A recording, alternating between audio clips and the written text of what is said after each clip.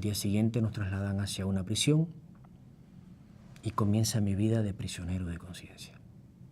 Ahí comenzó lo que llamaría yo mi tránsito por el infierno, que son las más de 200 prisiones que existen en Cuba, donde albergan mucho más de 100.000 presos cubanos, 100.000 ciudadanos cubanos que están privados de libertad. No todos son delincuentes. Son personas que de una forma o de otra pueden haber cometido alguna falta que en otras partes del mundo no lo son. No son delitos, pero en Cuba sí.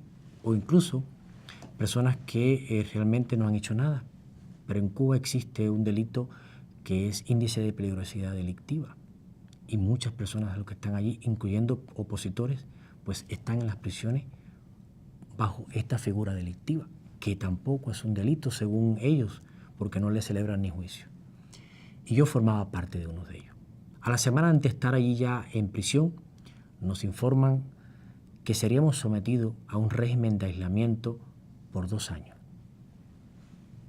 Realmente un régimen de aislamiento sin haber cometido falta adicional. Por lo tanto, querían, a pesar de que nos habían castigado a casi un cuarto de siglo de nuestras vidas, querían ser mucho más crueles. Querían aislarnos del resto de la sociedad, aislando a nosotros desde el punto de vista de toda interacción social. Y nos sometieron al régimen de castigos más cruel e infrahumano que conoce el hombre, que es el encierro en solitaria durante 2 años. Para hacer esto nos trasladaron a prisiones lejos del lugar de residencia, en una celda de 3 metros cuadrados, con escasa ventilación, sin iluminación y con servicio de agua 5 minutos una vez al día. En este tipo de celda me mantenían 23 horas al día y me permitían 1 hora salir hacia otra celda, que lo único que le faltaba era el techo para supuestamente yo tomara el sol. El resto del tiempo me devolvían nuevamente a la celda y me mantenían en un régimen de aislamiento. Nadie podía hablar conmigo, yo no podía comunicarme con nadie y simplemente estaba ahí. Cuando nosotros lográbamos romper de alguna manera ese aislamiento, porque como toda Cuba, las prisiones también son un antro de corrupción. Los guardias se corrompen, los presos también se las ingenian para llegar a ti, y cuando ya nosotros lográbamos romper esta barrera del aislamiento, pues entonces, ¿qué hacían? Nos trasladaban hacia otra prisión, pero siempre en un régimen de aislamiento.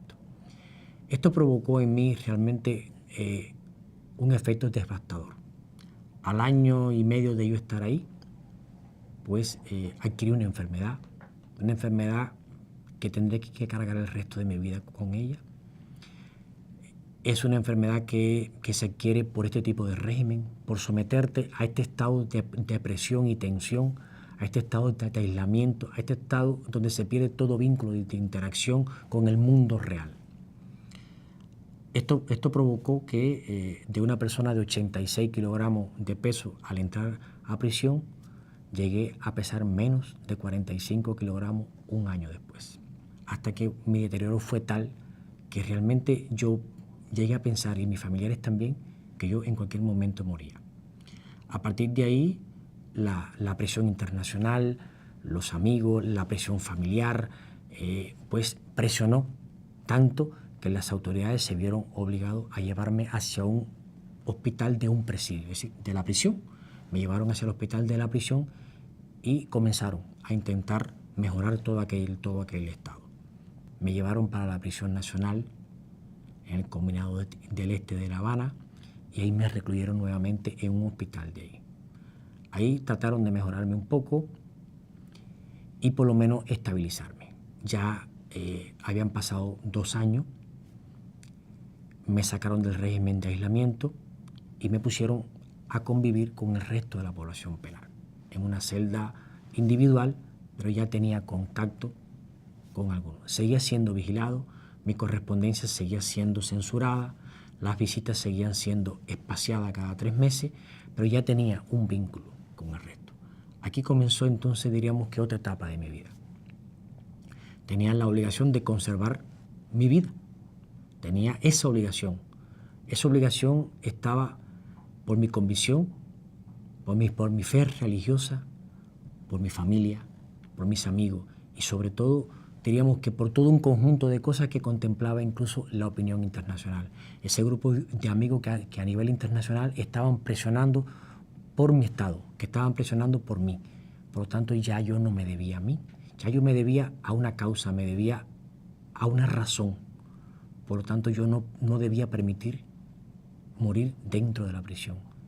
Y gracias a Dios, por mi fe, por todo eso, yo superé toda esa etapa.